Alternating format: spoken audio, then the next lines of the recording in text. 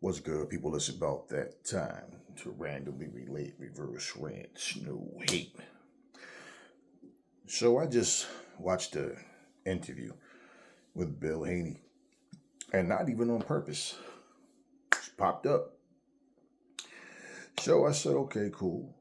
Well, I know it's the YouTube algorithm because I just did a video myself when I talked about Devin. So his name is in the description and all, so no problem. But bottom line, um, I watched this interview, and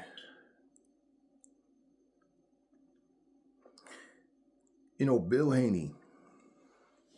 Sometimes I feel like he get caught up into the wrong stuff to talk about, especially why his son has a fight coming up, because he's been the mouthpiece for Devin Haney. Now he said a whole lot of things. I just don't understand the way people think, to where they don't understand what's important and what's not. Example of something is when he told off Todd Grisham, I saluted him for that. Feel like, yeah, because you know Todd Grisham, he knows what he was doing, and I pay attention to what's happening and what's being said and the way people do things. So Todd Grisham knew what he was doing, but in this particular interview, it's like Bill Haney, he was asking about how many times has Muhammad Ali been knocked down or knocked out, and talking about how many times Floyd Mayweather fought people. He was the bigger guy. Like, he was trying to make a comparison with all of these different all-time great fighters to try to make a point about his son, where, in other words, like, people are overlooking things about other fighters, but making points against Devin or whatever. But even the guy that was interviewing him a couple of times, he asked him like Bill, like, what is your point though? Like, what do you say? I'm listening to Bill, and it's like he's struggling to make the point. They talked about Bernard Hopkins being the bad guy when he started negotiating his own deals and things of that nature. And I'm basically he was in defense of Devin Haney and the verbal attacks, and even talking about how he wasn't allowed to be on stage with Devin Haney because it's a divide and conquer scheme. Then the guy says, but in fairness, nobody else was up there. The other fathers and stuff wasn't up there. He's like, yeah, but I'm his promoter. I'm this, I'm that. Our promoter, we work directly with Turkey Al Sheikh. We're not working through Matchroom. It's not through anybody else. It's through Turkey Al Sheikh. And I'm listening to Bill talk. Here's the thing with that. Bill can cause more pressure on Devin Haney just by talking about the things he's talking about. Like, it's obviously something I missed, which I don't care to see, but somebody had called, and I get maybe the show that he was on, and made some comments that he didn't like or whatever, and he's talking about how I'm from such and such part of Oakland, and this and that, and the guy, we know you a real street nigga, a certified street nigga and all that, and blah, blah, blah. And I'm like, man, look, when Devin Haney was going to fight Ryan Garcia, Bernard Hopkins pulled a bitch move and did a little shoulder shit and then ran. Literally did it and then had to, let people get in between them to separate them and all this stuff. And I thought that was some sucker shit and just felt like, man, anything to distract Devin. Anything. If something happened, your pop's involved in some shit, anything to try to distract Devin. But, the type of things Bill is saying, like, why are you trying to downplay Ali? Why are you trying to downplay Floyd? And he could say, I'm not trying to downplay them, I'm just trying to make the point. But you were making no point. The point was irrelevant. And then, two, you were dead wrong. Ali never been knocked out. Only time a fight been stopped with Ali was when he was old and already had signs of Parkinson's, brain damage kicking in, when he fought Larry Holmes. He got knocked down by Joe Frazier. He got knocked down by Henry Cooper. Might have been knocked down another time, not sure. But bottom line, Ali had a chin, and he was referencing that because even at the press conference when the guy goes, "Are you going to try to check his chin?" And to Jose Ramirez, and then Devin chimes in and says, "What do you mean about my chin? I don't understand. Like, I got knocked down. I got up every time. I got a chin. That shows I got a chin." You see, he was introduced as the bad guy. Bill didn't like that. He didn't like the fact that his credentials were being downplayed. So you trying to downplay Muhammad Ali, you trying to downplay Floyd Mayweather and anybody else for that matter. What is your point, man? And then when you go from trying to make the point that the racist white people have been trying to divide and conquer black people from the beginning of time, but then look at what you do. The first thing you do is bring up two black men to try to belittle. You understand what I mean? I mean, Marciano was dropped. You understand what I mean? So if the point was to say Ali got knocked down, it doesn't mean he don't have a chin, right? But Ryan Garcia himself got dropped by Luke Campbell, whatever his name is, the Campbell boy, Luke Campbell, whatever his name is, he dropped him. Okay? Inouye's been dropped. Ray Leonard's been dropped. Okay? Lennox Lewis has been knocked out. Came back and avenged his loss. So, I mean, there's many, the way he was trying to make his point, it was like he was in his emotions, and he really wasn't making much sense. You know? But once again, to your point, you use black people as an example after making that comment. And the thing about it is, you can't compare. Look, Devin Haney is a solid fighter. He's a good fighter. And I was sticking up his accomplishments to the principle of what he's done to how people try to downplay him. He lose one damn fight to a cheater, to a racist cheater. Okay? And all of a sudden now, like Devin Haney. No. But Devin is still in the ring. He still has his career going on, and he still has a lot to do. You can't compare. Like if you say, okay, let's look at what Devin is right now. And if you want to go back and say, well, look what Ali or Floyd, well, times are different. But if you go to even do that, you got to understand something. At the end of the day, right? When you are trying to make the point, you don't have to even do that. You could just look at his body of work and what he's done. And who's right here, right now in his era. Because trying to compare him to Ali and to Floyd is going to get you laughed at. And then two, you're putting unnecessary pressure on Devin. Because when you say things like that, you're not the one in the ring fighting, Devin is. So things you say have people questioning Devin, looking at Devin a certain way. I'm not even talking about these racist idiots. They're going to be who they are. Racist idiots are racist idiots. I ain't talking about them. I'm talking about just in general, for where no different from, like Malik Scott talking about Deontay Wilder's 10 times better than Muhammad Ali was. That was his words. He's 10 times better than Muhammad Ali. And then he goes in there and gets beat by Zhang. He goes in there and gets outboxed, outclassed by Joseph Parker. Had your boy throwing hammer fist to the back of his head and all that. Then he goes and gets knocked out by Zhang in 4 rounds. I mean, all of these things, that's more pressure on Wilder. But then Wilder opens his mouth. Now, I'm not saying any fighter. See, I don't bow to nobody. I don't fear no fucking body. I don't put no fighter, nobody before me. Like, I can't beat these motherfuckers. Like, I would not. Fuck that. You bleed just like I do. I got a different mindset. I'm a whole different animal. I don't give a fuck. I don't have shit to prove to people, but people that know me know. And I don't need people to validate shit. I know who the fuck I am. So I would never tell nobody to put yourself beneath a person. What I'm saying, it was the same type of attacks to try to make a point, to try to make yourself look good. You're going to bring up Ali. You're 10 times better than Ali, and you can't beat Zhang and Parker? Okay. Can't beat Fury? Okay. Okay. Ali ain't never told no motherfucker, I'll freeze you out for 2 years. But that puts more motherfucking pressure on him. And then Deontay Wilder goes to say Mike Tyson ain't fight nobody. His fights ended before they started because his opponents were scared of him and all this. All of these things he said. Now, I guarantee you, when they sum up everybody's career, now you got don't get me wrong. You got these new wave motherfuckers who probably would see it differently because they don't know shit about boxing. They think they do. But when you sit down and look at Wilder's body at work, you look at Mike Tyson's body at work, by far Mike Tyson fought better people than Wilder. But Mike Tyson himself, every time he stepped up, like the Holyfields, the Lennox, look, yeah, he lost. Oh, he was old, but he's younger than both of them. And 4 years younger than motherfucking Holyfield.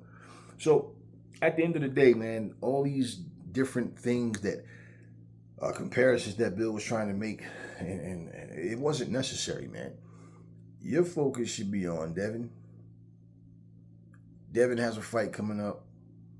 The things that you say and get yourself involved with, you going back and forth with motherfuckers making calls and talking goofy shit, it's like, why are you even worried about these dudes, man? Especially when you call them bitch-ass niggas and all. So why are you even focused on these dudes? You should be trying to plug Devin in his fight with Jose Ramirez. Not focusing on you being a real street nigga and you from whatever part of Oakland and this, that, and whatever. Like, I mean, what the fuck is going on with these dudes, man? Like, I don't get it. You know, Dev got to train, got to focus on his fight. And Devin might tell you, oh, this don't bother me. I'm good. I'm focused. Right. It's always like that. And things you say and do can come back to haunt you. And then all of a sudden it affects Dev in the ring. Dev got to go in there and beat this guy. Worst case scenario is you talking all this shit about where you from and being a real street nigga and blah, blah, blah. And then Dev going in and lose to this guy. Like, I don't understand where all of this comes from. And people focus on the pettiest things. And as a father protecting his son, we all get that. But Devin can fucking protect himself. And I get where he's coming from with that. And I respect and I appreciate how he stand with his son. Because I'm the same way with mine. But on a level of focusing on this type of shit, man, it's almost like people don't have nothing to talk about. So they just think of something to jump in and you know. You know, if your idea was to put Devin in a position where he didn't have to go through the things you went through, and you talk about how you was riding around in an expensive car before Devin was doing what he was doing in boxing, as if to say you already had money and you, okay, cool. But if the idea was to get him from that, why you keep returning to that shit? Why do you keep bringing that shit up like you have something to prove about being a real street nigga? What the fuck does that do for you or Devin? You coming from the streets, right? We come from the streets. I come from the streets. We know how that shit goes. These bitch-made motherfuckers don't want to fight. They cowards. They quick to pop. And now you put yourself in a position of going back and forth with a bunch of motherfucking childish motherfuckers. I mean, it's really crazy because if you walk away from something, leave it alone. This should remind me of them dudes that you like, yo, that chick is not loyal. Walk away. You right. But something goes down and all of a sudden, yo, man, I should have listened. What happened? Yo, that chick, man. Yo, I got her pregnant. Then the motherfucker get her pregnant again. And then again. Whole time, y'all ain't been a couple since y'all broke up, but you keep messing around. She keep popping out babies. She keep motherfucking having money taken out your check, and you broke as fuck, and now you stressed out because you don't fucking make, you know, just saying, man, come on, man. You know people in the streets don't play. We don't play that shit. We from there. We from the streets. We know. We know how shit goes. So, you know, when you leave the hood and you go into a better situation or whatever the fuck, man, focus on where you and your son are and what y'all are doing is what I say. I mean, you do what the fuck you want. You're a grown ass man. You want to talk your shit and do whatever. But to me, it's bullshit. It's stupid, man. It's like crabs in the barrel and then you climbing up to the barrel and then hanging your legs and they're trying to give them a chance to pull you back in that motherfucker, man. Like, what are you doing? A grown ass 40-something, 50-something, however old. Like, come on, bro. Like, get serious. You know, Dev got to focus. He got to train. You talked about how Devin walked up there on that stage and there was no promoter, nobody there behind him. Fortunately, it's only because of some bullshit, like you said, divide and conquer scheme. Because the worst case scenario is if his dad ain't never up on that stage with him because dad is locked up again. Or you done got yourself in some shit out in the streets and pop, then, right? It's crazy to me, man. I mean, and look,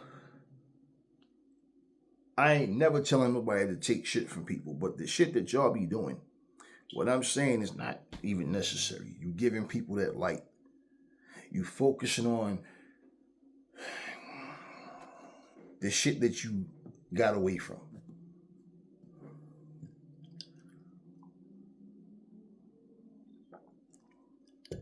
Devin don't need that kind of pressure.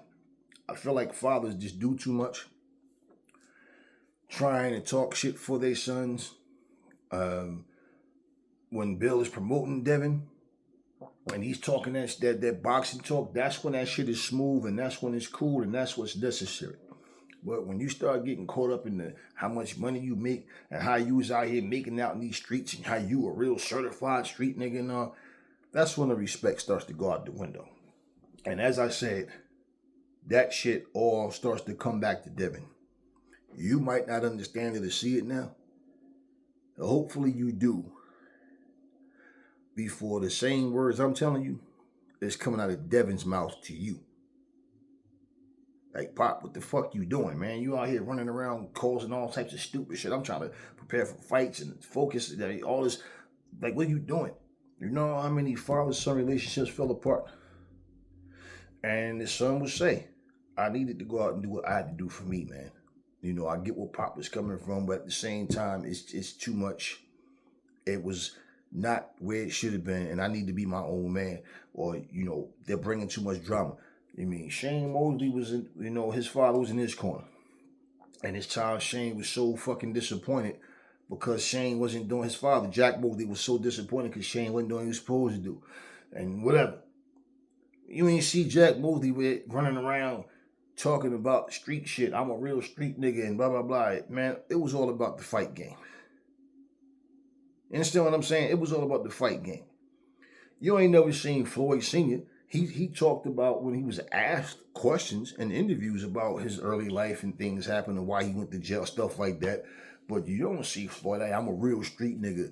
Nigga, I'm about these streets. Nigga, I'm about this. Like, you don't see people. That's not what it is. So if you want to see and talk about being an all-time great, you want to talk about Devin getting the respect he deserved, man, you need to, like, chill with that bullshit, man. Like, for real. I'm listening to Bill, and y'all know, I've vouched for Bill and Devin, and I've also called them out on shit. It's like, what are you doing, Bill? Why are you bringing up Ali and Floyd? And Roy Jones? Like, what is your point, man? You didn't even need to bring their names up to try to make the point that you was trying to get. Your point still wasn't even clear. What the fuck was you trying to say? And the truth is, Devin got to go in there and win. That's all. All this is just unnecessary nonsense that he don't need.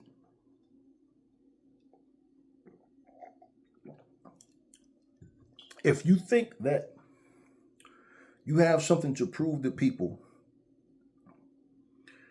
by talking about your street cred and I'm that nigga, and tell me what that has to do with Dev versus Jose Ramirez.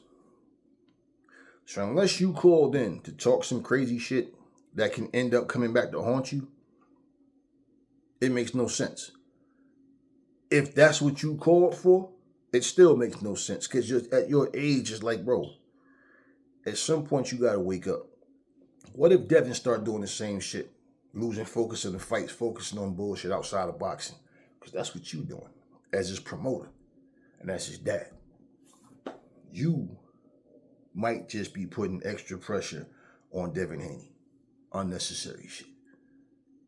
Don't put yourself in that position, man, where you going to sit there one day and look back and realize you helped fuck something up for your son, man. His focus don't need to be on your bullshit and any of this stupid shit that's going on. So even to say Dev, Chili, he training, he focused, and he's going to come out and put on a master class, and okay, yeah, good. Hopefully he does. Hopefully he does. But you dads be doing too much. And like I said, I respect the way he ride for his son and how he promotes him, but this right here is just unnecessary. Childish, immature, man. Talk to me in the comment section, y'all. Never fall in love with lies. Remember, the truth brings hell to people, and I will catch y'all on the next video.